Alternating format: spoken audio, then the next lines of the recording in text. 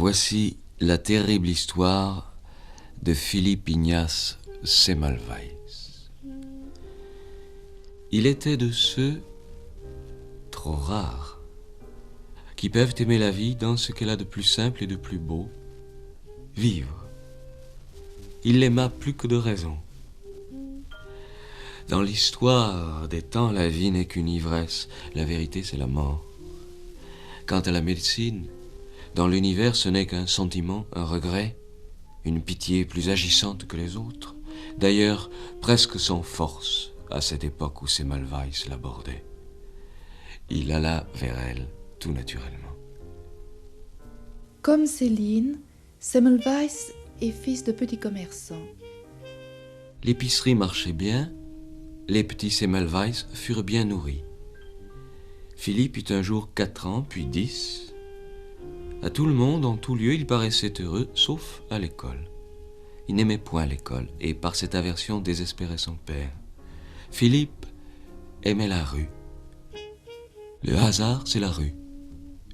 La rue diverse et multiple de vérités à l'infini, plus simple que les livres. Que fait-on dans la rue le plus souvent ? On rêve. On rêve de choses plus ou moins précises, on se laisse porter par ses ambitions, par ses rancunes, par son passé. C'est un des lieux les plus méditatifs de notre époque. C'est notre sanctuaire moderne, la rue. Semmelweis part pour Vienne y étudier le droit.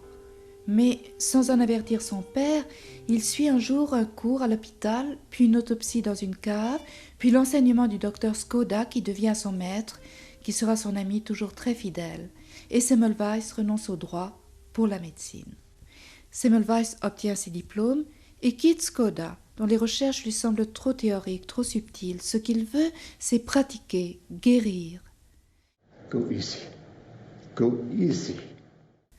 Et d'ailleurs Skoda, tout en l'aimant beaucoup, se défie un peu de ce jeune médecin si brillant. Il sera tout à fait satisfait de voir son jeune émule entrer dans un service d'obstétrique. Dès le lendemain, Semmelweis fut pris, entraîné, meurtri, dans la danse macabre qui ne devait jamais s'interrompre autour des 2 terribles pavillons. C'était un mardi ce jour-là. Il dut procéder aux admissions des femmes enceintes venues des quartiers populeux de la ville. Ne se résignait évidemment à l'accouchement dans un hôpital d'aussi triste renommée que celle dont la condition était absolument misérable. De leurs anxieuses confidences, Semmelweis apprit que si les risques de fièvre puerpérale étaient chez Bartsch considérables, chez Klein et pendant certaines périodes, les risques de mort équivalaient à une certitude. Semmelweis a 28 ans. Il est bouleversé par cet apprentissage de la mort. Au pied même de Semmelweis se déroulèrent alors des scènes si poignantes, si sincèrement tragiques, qu'on est surpris en les lisant et malgré tant de raisons contraires, de ne point avoir un enthousiasme absolu pour le progrès. Une femme, raconta-t-il plus tard à propos de cette première journée, est prise brusquement vers 5 heures de l'après-midi de douleur dans la rue. La voici suppliante, implorant pour qu'on la laisse entrer chez Bartsch au nom de sa vie qu'elle demande pour ses autres enfants. On lui refuse cette faveur. Elle n'est pas seule. À partir de ce moment, cette salle d'admission devient un bûcher d'ardente désolation où 20 familles sanglotent, supplient, entraînant souvent et par force la femme ou la mère qu'ils amenaient. Ils préfèrent presque toujours la faire accoucher dans la rue, où les dangers sont vraiment beaucoup moindres. Semmelweis va lutter contre cet état tragique que tous ses pairs et ses supérieurs admettent et qu'il n'accepte pas. Les jours, les nuits se succèdent, horribles. Les nuits surtout. À Mark Kusowski, qui vient le voir, il avoue qu'il ne peut plus dormir que le son désespérant de la clochette qui précède le prêtre apportant le viatique est entré pour toujours dans la paix de son âme. Que toutes les horreurs dont il est journellement l'impuissant témoin lui rendent la vie impossible. Qu'il ne peut demeurer dans cet état présent où tout est obscur, où seul est précis le nombre des morts. Et tout le monde l'entend, cette clochette. En même temps que la tragédie et l'impuissance devant cette tragédie, Semmelweis découvre la stupidité complice, la suffisante indifférence des hommes. Il les refuse. C'est dans leur milieu que Semmelweis eut le premier dégoût de cette symphonie verbale dont on entourait l'infection et toutes ses nuances. Elles étaient presque innombrables. C'était le jeu du talent d'expliquer la mort par le pu bien lié, pu de bonne nature, le pu louable. Au fond, fatalisme à grands mots, sonorité d'impuissance. Au-delà de ces quelques broderies colorées, sur la route de l'infection, il n'y avait plus que la mort et des mots. Et Semmelweis va tenter d'aller au-delà. Il va écarter le discours académique, déontologique. Et c'est dans l'observation, dans la pratique, le dialogue, dans la responsabilité qu'il va chercher la vérité, une vérité qu'il devine simple. Il cherche et de ce fait il inquiète. Certains trouvent son orgueil insupportable. On dira qu'il joue avec l'œuf de Christophe Colomb.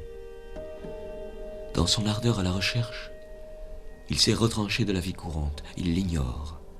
Il n'existe plus que passionnellement, avec une telle force, une telle fixité, qu'il revient sans jamais en démordre au seul fait prouvé, sensible, c'est qu'on meurt plus chez Klein avec les étudiants que chez Bartsch avec les sages-femmes. À l'hôpital qu'en ville, où pourtant les conditions cosmiques, telluriques et tout ce qu'on voudra sont bien les mêmes. Et lorsque Semmelweis déclare que les causes de la mortalité sont dans la clinique même et nulle part ailleurs, c'en est trop. Klein attend l'occasion de révoquer. Il la trouve, elle est excellente. Semmelweis est sur la voie de la vérité. Il découvre, mais c'est une découverte intuitive, elle n'est encore basée sur aucune expérience, que le danger provient des mains des étudiants, ces mains qui ont souvent pratiqué l'autopsie d'un cadavre avant d'examiner une femme gravide. Il ordonne, et c'est si simple qu'il y a quelque chose de comique, il ordonne qu'avant d'examiner une femme enceinte sur le point d'accoucher, on se lave les mains. Klein demande une explication. Semmelweis, énervé, fatigué, et d'ailleurs bien incapable de la donner, refuse. Il est révoqué dès le lendemain.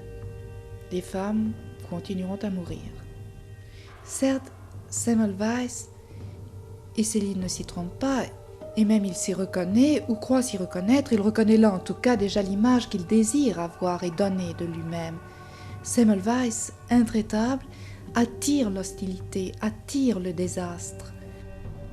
Nous devons à la vérité de signaler un grand défaut de Semmelweis, celui d'être brutal en tout et surtout pour lui-même. Révoqué? Que fait Semmelweis? Il a 28 ans. Il part pour Venise avec son ami Markusowski. Il s'élance vers les beautés de Venise et s'y donne entièrement avec cette même ardeur dont il s'était meurtri dans les misères du pavillon Klein. À peine est-il arrivé qu'il veut aussitôt tout voir, tout entendre, tout connaître. Il prend un véritable bain d'Italie. Au surplus, il ne sait rien faire sans passion. Ses 29 ans le brûlent. Markusowski, qui l'accompagne, est épuisé par ses démarches folles. On les voit partout et partout à la fois dans le ravissement. En gondole, à pied, en voiture, le jour, la nuit, rien ne l'arrête, ni la langue, dont il ne parle pas un mot, ni l'histoire de Venise importante et fastueuse, dont il ignore absolument la majesté compliquée. D'ailleurs, il va l'apprendre, et il l'apprend. 1, 2, 10 livres sont successivement mis à contribution, et leur substance aussitôt ravagée par la curiosité de cet impétueux dilettante. Il prend aussi des notes dans les musées, mais les perd aussitôt, un peu partout, car son étourderie est égale à son impatience. Enfin, il est las d'être inactif dans ses gondoles trop lentes à son gré. Il apprend à diriger ses embarcations lui-même, et bientôt, il est apte à conduire Markusowski et le gondolier sur les moindres canaux. Et c'est au retour de Venise que Semmelweis découvre la vérité, scientifiquement cette fois. Kolletschka, cet ami, un anatomiste, est mort d'une piqûre cadavérique en pratiquant une autopsie.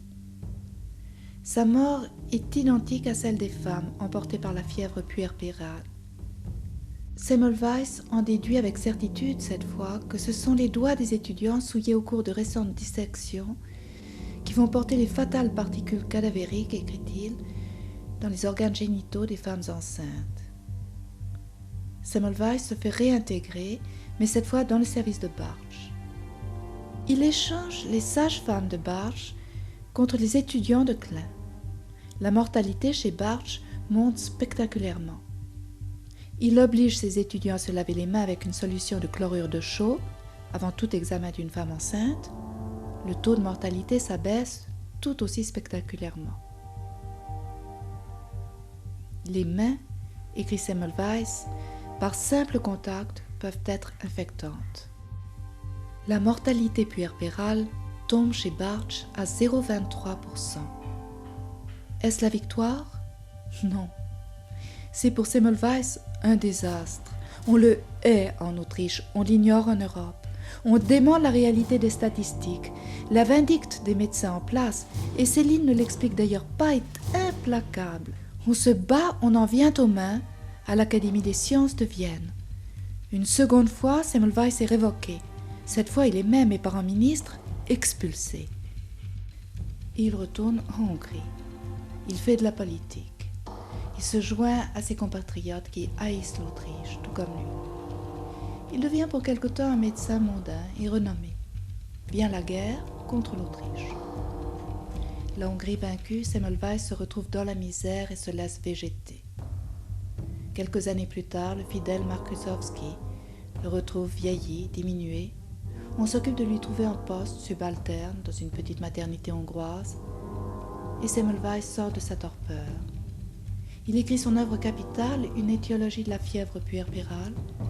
Le directeur de la maternité meurt, Semmelweis, que l'on croit à jamais apaisé, est nommé à sa place. Et Semmelweis se réveille. Il rompt un silence de 10 années. Apaisé, endormi, Semmelweis? Assassins. Je les appelle tous ceux qui s'élèvent contre les règles que j'ai prescrites pour éviter la fièvre puerpérale. Contre ceux-là, je me dresse en adversaire résolu, comme on doit se dresser contre les partisans d'un crime. Pour moi, il n'est pas d'autre façon de les traiter qu'en assassins. Ce n'est pas les maisons d'accouchement qu'il faut fermer pour faire cesser les désastres qu'on y déplore, mais ce sont les accoucheurs qu'il convient d'en faire sortir, car ce sont eux qui se comportent comme de véritables épidémies. C'est alors la curée. Malgré l'évidence, les théories de Semmelweis sont rejetées, ignorées, bafouées. L'hostilité devient telle que Semmelweis perd la raison. Bientôt, les mots qu'il prononçait n'atteignirent plus leur objet et furent le plus souvent s'emporter. Son corps s'inclina dans une démarche nouvelle, saccadé. Il parut aux yeux de tous s'avancer en hésitant sur une terre inconnue. On le surprit en train de creuser dans les murs de sa chambre, à la recherche, prétendait-il, de grands secrets enfouis là par un prêtre de sa connaissance. Semmelweis s'était évadé du chaud refuge de la raison. Il errait avec les fous, dans l'absolu, dans ces solitudes glaciales où nos passions n'éveillent plus d'écho. En s'avançant dans ce dédale mouvant, impitoyable de la démence, des choses, des gens, des choses encore, des courants lourds de terreurs innommables, des formes imprécises l'entraînaient, mêlées à des circonstances de son passé, parallèles, croisées, menaçantes, fondues. Autour de lui, le réel, le banal s'ajoutait encore à l'absurde par un maléfice de son esprit sans limite. Les tables, la lampe, ses 3 chaises, la fenêtre. Tous ces objets les plus neutres, les plus usuels de sa vie courante, s'entouraient d'un halo mystérieux, d'une lumière hostile. Aucune sécurité désormais, dans cette fluidité grotesque où se liquéfiaient les contours, les effets et les causes.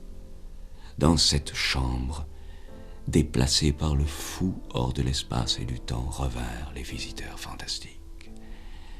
Il y en avait trop de ces ombres ricaneuses et menteuses autour de son lit, trop pour qu'il les vît toutes bien en face. Ne les entendait-il pas comploter derrière son dos, ennemis fourbes? Et sa frénésie s'étranglait quand elles s'enfuyaient devant lui. Bien souvent, il s'échappait à leur suite dans l'escalier en les poursuivant, et jusque dans la rue. Vers 2 heures, on le vit dévaler à travers les rues, poursuivi par la meute de ses ennemis fictifs. C'est en hurlant, débraillé, qu'il parvint de la sorte jusqu'aux amphithéâtres de la faculté. Un cadavre était là, sur le marbre, au milieu du cours, pour une démonstration. C'est Malvaise, s'emparant d'un scalpel, franchit le cercle des élèves, bousculant plusieurs chaises, s'approche du marbre, incise la peau du cadavre et taille dans les tissus putrides avant qu'on ait pu l'empêcher, au hasard de ses impulsions, détachant les muscles par lambeaux qu'il projette au loin. Il accompagne ses manœuvres d'exclamations et de phrases sans suite. Les étudiants l'ont reconnu, mais son attitude est si menaçante que personne n'ose l'interrompre. Il ne sait plus. Il reprend son scalpel et fouille avec ses doigts, en même temps qu'avec la lame, une cavité cadavérique suintante d'humeur. Par un geste plus saccadé que les autres, il se coupe profondément. Sa blessure saigne, il crie, il menace. On le désarme, on l'entoure. Mais il est trop tard. Il vient de s'infecter mortellement.